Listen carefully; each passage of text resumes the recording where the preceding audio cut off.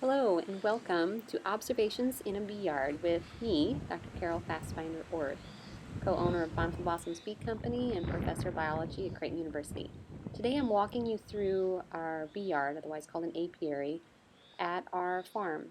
And this was taken a day in May, and on this day you can see a lot of bees flying. So they're currently working on the locust trees.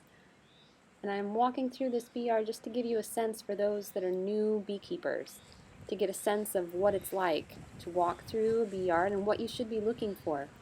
This is our breeder hive. Last year we used this hive to raise a lot of queens, and our queens for this year, a lot of the nukes that were made last year are from this hive. So what are we looking at? We're looking at the bees coming in. This is the bottom board. You can see some bees coming in with pollen on their legs, called their corbicula. Probably 1 in 10 workers there have pollen coming in. The hives are sitting on a wooden pallet to keep them off the ground, to keep them level. And I'm just walking around looking at some different hives. You can see there's no bees coming into this one. So you don't see any flight pattern. And so I want to open up the hive to be able to see what happens. Here I'm taking off a rock, so these rocks help keep the lids on so that there is no wind that might blow off of a lid. I'm using a hive tool to open up the lid there. And you can see inside this hive is dead. There's no bees. I knew that just from looking at the entrance, but there's no bees inside this hive. What I do see are some strips from mite treatments that we'd given them last fall, and a characteristic hollow pop when I crack open the lid. So I'm just removing the strips there and just taking a look inside to see, first, did the bees have any feed? The saddest thing is when your bees starve to death, because that's something that you could have prevented. Maybe you took off too much honey or something. But you can see here, this is a full frame, or nearly full frame of honey with pollen. And there's quite a few of them in this particular box. And so the bees didn't starve to death. So what I'm looking at is any evidence of poor brood, or are there any bees in the colony? And there's a lot of things that we can check for. So what I'm doing is lifting up this top box, pulling it forward, tilting it back, and then looking up inside, and there's not a single bee inside. So when you look at colony loss, you have to really do an autopsy of the hive and look to see, well, what might have happened. Did they freeze to death? Do you find a small cluster inside that they just got too small? But in this particular hive, there's 0 bees. There are no bees. They all left.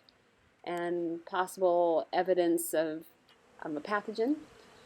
So I walk on in the hive, in the apiary, and look at other hives. And we're looking at the entrance is a huge thing to look for. You listen for the sound of the bees, and you look at the entrance and you see what's happening. You can see guard bees at the entrance greeting those that are coming back. We see a lot of drones, which is very common this time of year due to potential swarming. Looking at other hives here as well. Again, what we're looking for coming in, we see a lot of drones. We see a lot of bees. It's a very productive day. They're bringing in quite a bit of honey today. So the bees don't really care that I'm out front. Just looking at other hives, this particular hive, if you are counting, we see a lot of drones. So look for all the ones with the gigantic compound eyes, the really big ones that are just kind of sitting there on the front. So this hive has a lot of drones. So I'll probably want to keep an eye on this one. Sometimes large amounts of drone production can be a sign that potentially there could be some swarming. So next is really looking inside the hives. You can get a lot from observing and listening and kind of feeling the tempo of the yard, but now we have to light a smoker to open them up. So we use hemp rope, and we had some dry grass, so I just added that in to light the smoker, just to light it really fast. You can use whatever you want to light it. I like to use a propane torch because it just really gets it going pretty quickly. And so then that helps it to just get started really fast. What I'm wearing is a veil and just a long sleeve shirt that I got from Goodwill, just some jeans, and then pants that are tucked into the boots.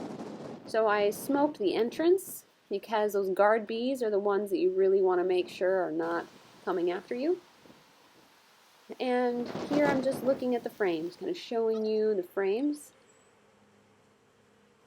being able to observe the workers on the frames as they work. So they were even starting to put honey in this. The 13th of May, we're already filling it with honey, likely from locust trees. A beautiful image. And then we want to look inside. Yes, you have to look at individual frames, but then also get a sense how full is it. You can hear the bees buzzing and the birds in the background. It's really a beautiful moment because the weather's good, the bees are working, and I didn't have to use hardly any smoke this day. And so that's one of the most beautiful times to be inside a hive, is when they are more interested in anything but you. It's the days when they're coming after your hands, and you have to use a lot of smoke. That makes it a little less fun.